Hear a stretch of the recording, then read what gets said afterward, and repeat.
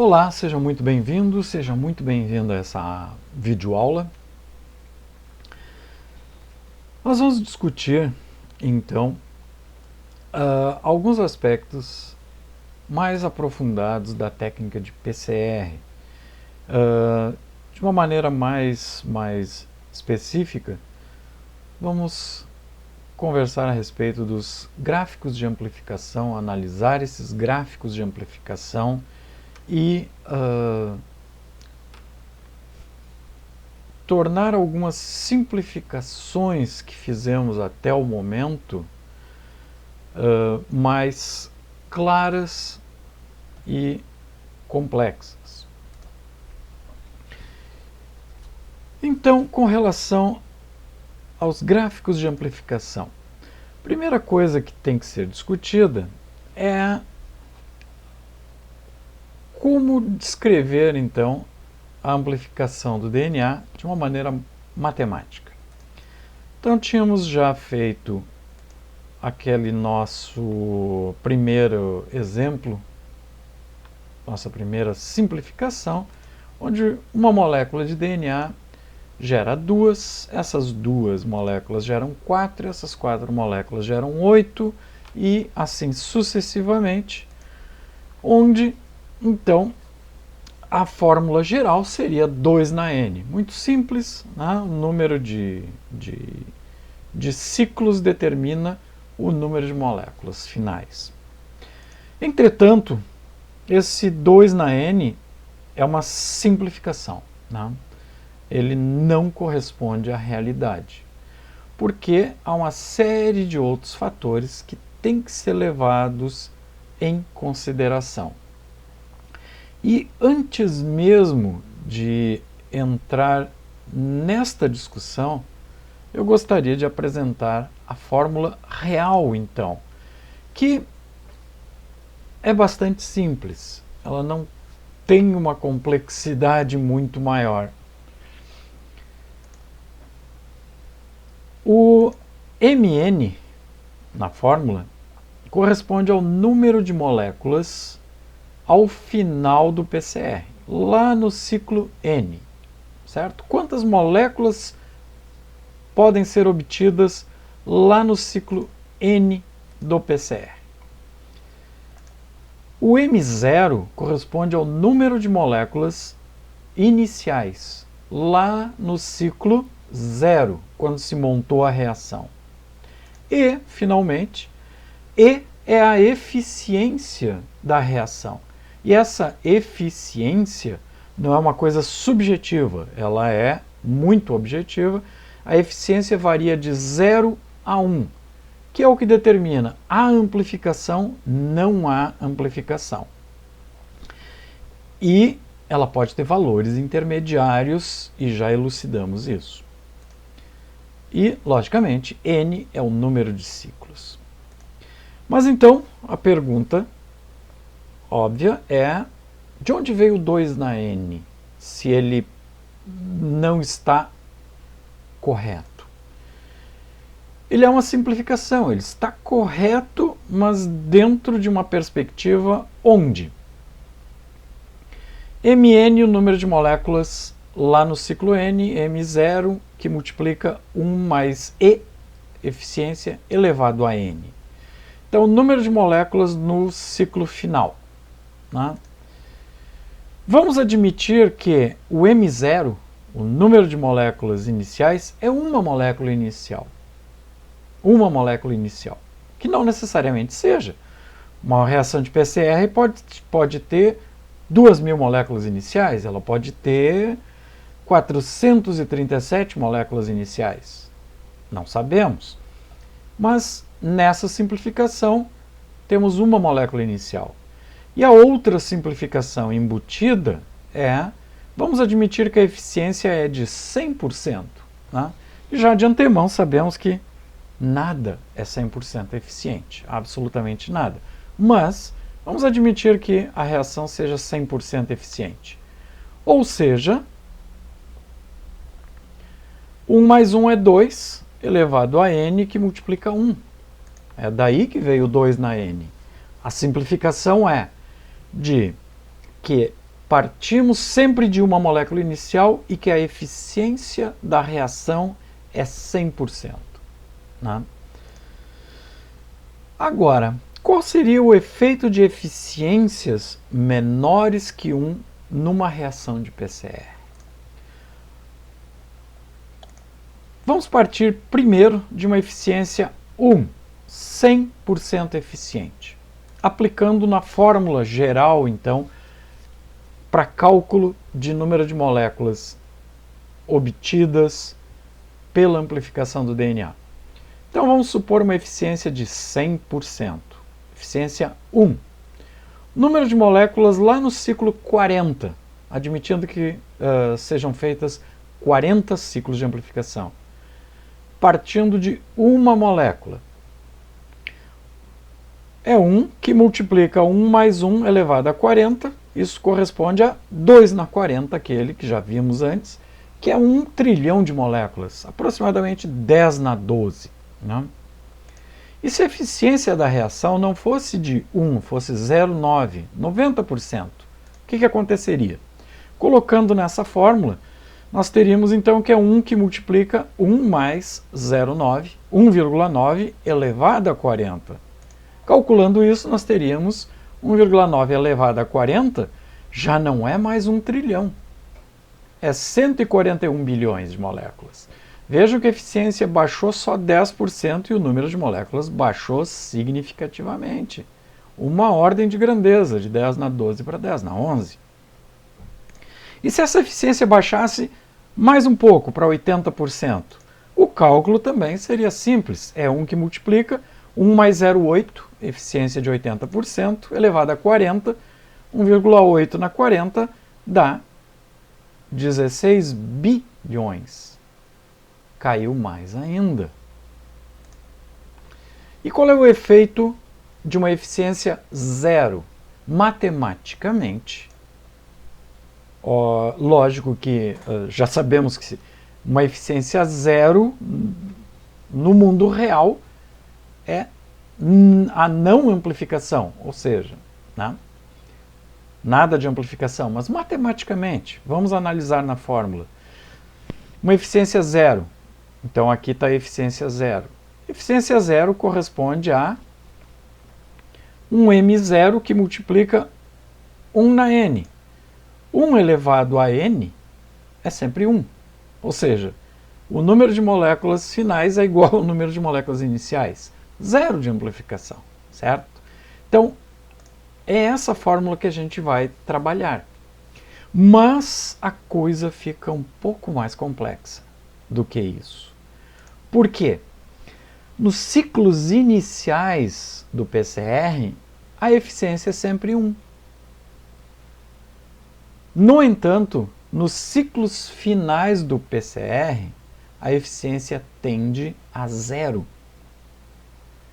E estabelece um platô de amplificação, certo? Uma curva de amplificação que vai crescendo, mas atinge um limite. Vamos discutir em detalhes, então, por que essa amplificação para? Por que não se dá uma amplificação continuada do DNA? O que acontece que impede que esse DNA seja duplicado indefinidamente? Primeiro, tínhamos dito que a Taq polimerase é uma enzima termoestável. Né? Ela é termoestável, ela resiste a altas temperaturas. Entretanto, ela tem uma meia-vida estabelecida, de mais ou menos meia hora.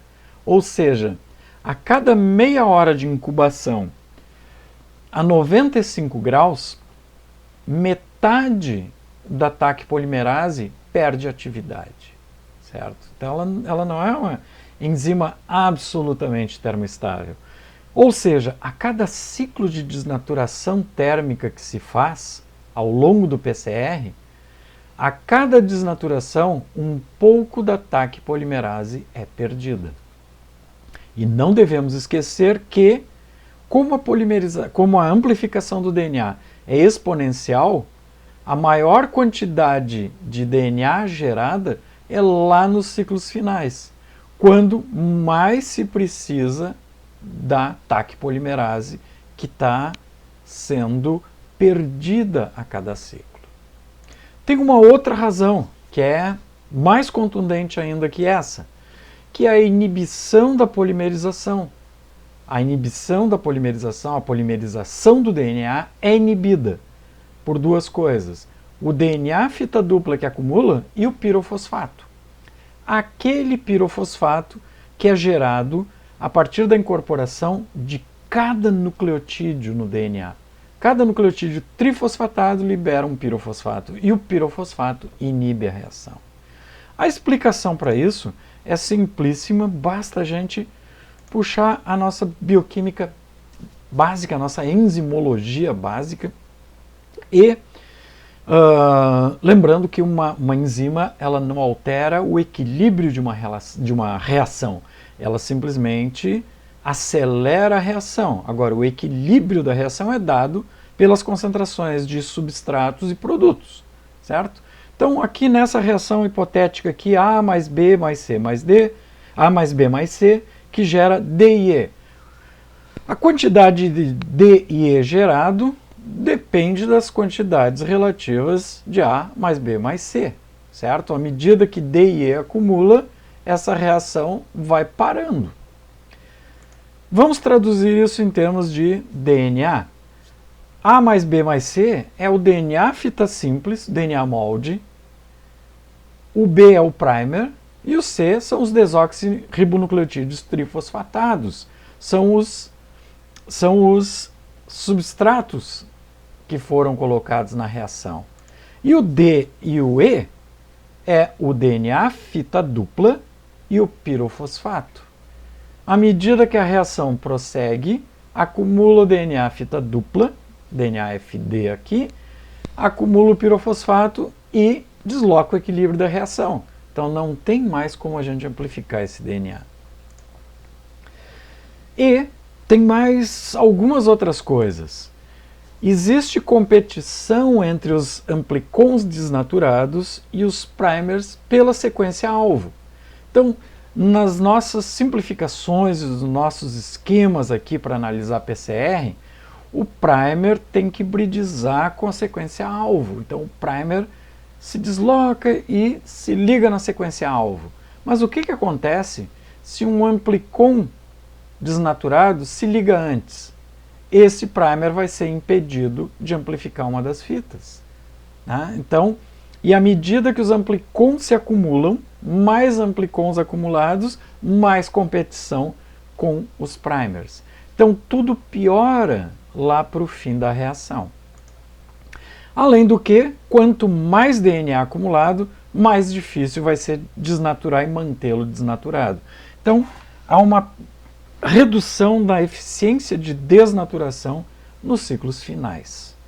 Então, tudo isso somado permite que se perceba que a eficiência da reação vai caindo do começo para o fim dos ciclos de desnaturação térmica, de amplificação do DNA. Então, a gente não pode falar de uma eficiência, ou podemos, mas não é útil falar de uma eficiência global da reação de PCR. É interessante analisar essa eficiência ciclo a ciclo, porque sabemos que ela varia de um ciclo para o outro. E o que acontece então? Vamos calcular isso usando a mesma fórmula geral, usando o seguinte. Esta fórmula aqui, onde o n mais 1 significa o número de moléculas no próximo ciclo. Não interessa se a gente está passando do ciclo 26 para o 27, do ciclo 11 para o 12, do ciclo 33 para o 34. Interessa é que temos o número de moléculas no próximo ciclo, que depende do número de moléculas no ciclo anterior. Em condições ideais, dobraria, se a eficiência fosse 1. Mn é o número de moléculas no ciclo atual. E E é a eficiência da amplificação no ciclo atual. Se o ciclo atual for 100% eficiente, ou seja, eficiência 1, duplica o número de moléculas. Multiplica por 2. 1 mais E, sendo E igual a 1.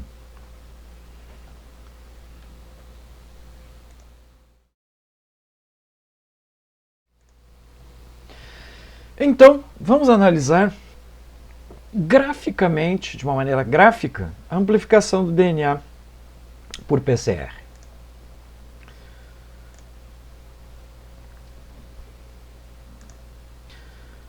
Então temos aqui o número de ciclos, desde o ciclo 0 até o ciclo 40.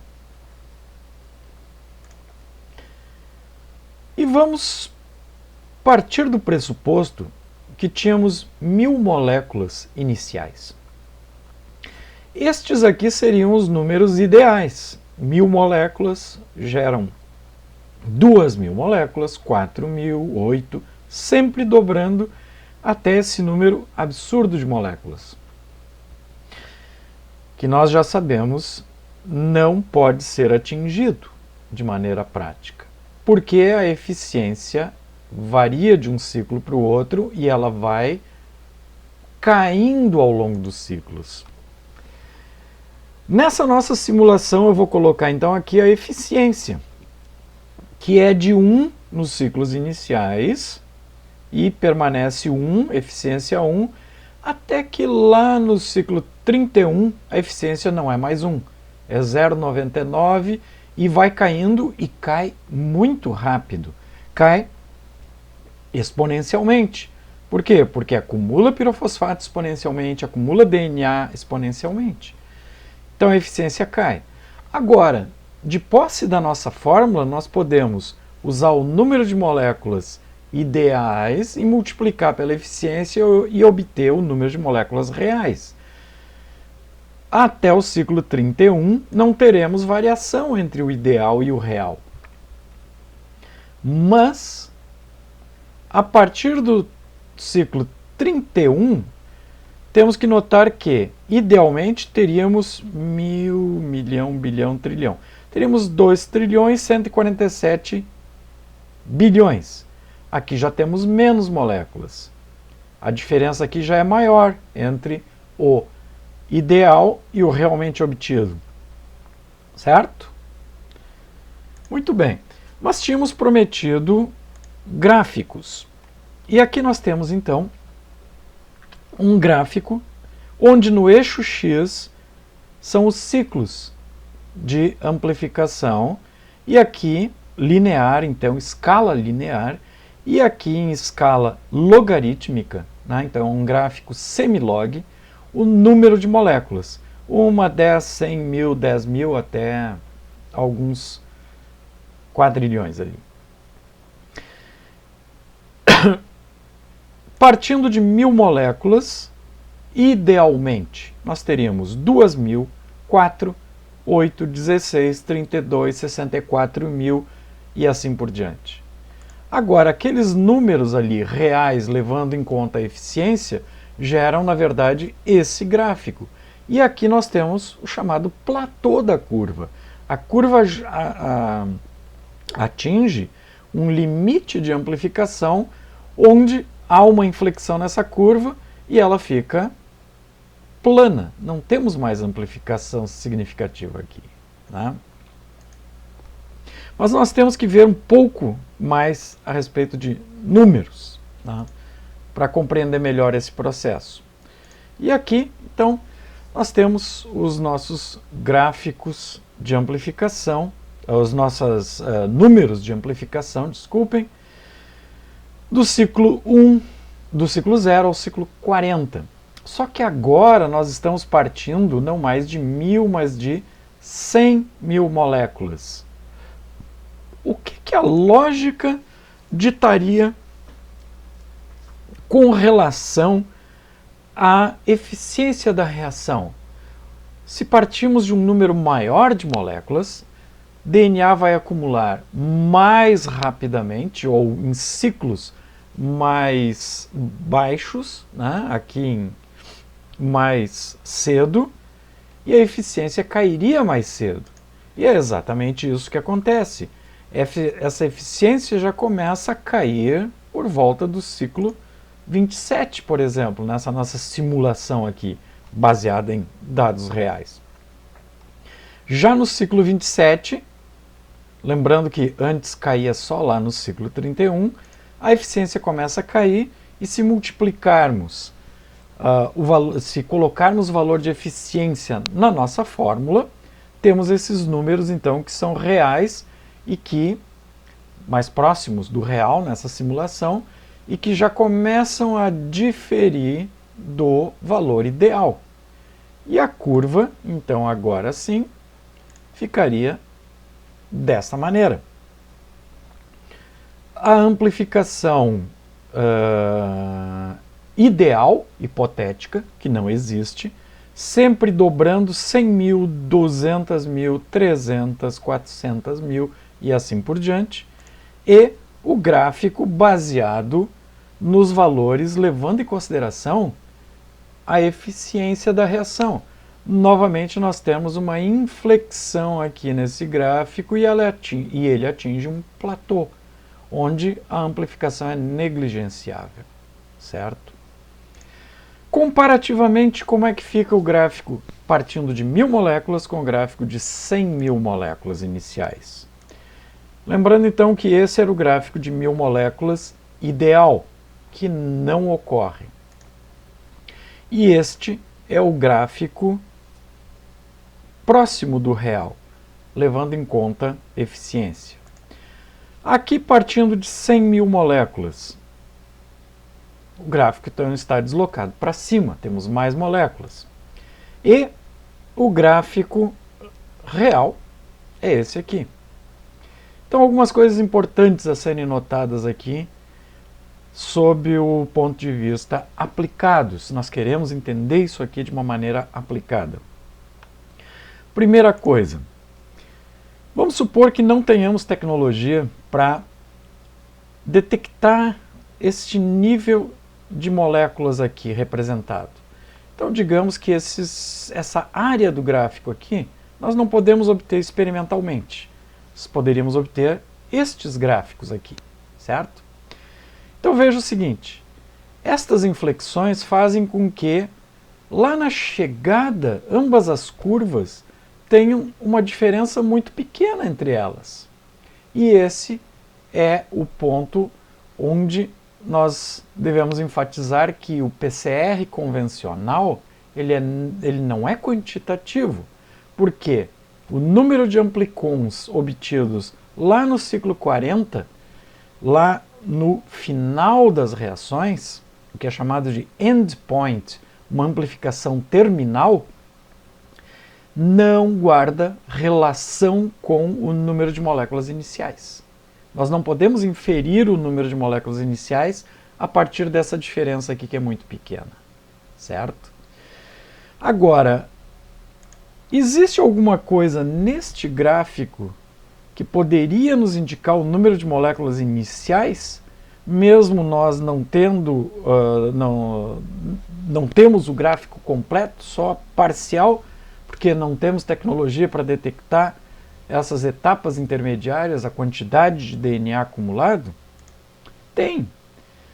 Tem uma região reta nesse gráfico aqui que nos permite extrapolar essa reta e definir qual é a quantidade de moléculas iniciais aqui. Isso tudo porque tem regiões de amplificação ainda exponencial antes de atingir o platô, onde, se a amplificação é exponencial, a eficiência então é 1, e isso significa que os ciclos anteriores também é 1. E é isso que nos permite extrapolar onde foi iniciado o número de moléculas dessa reação. Lembrando que essa escala aqui, nós trabalharemos com fluorescência, então, e não número de moléculas, que depois teremos que converter em número de moléculas reais.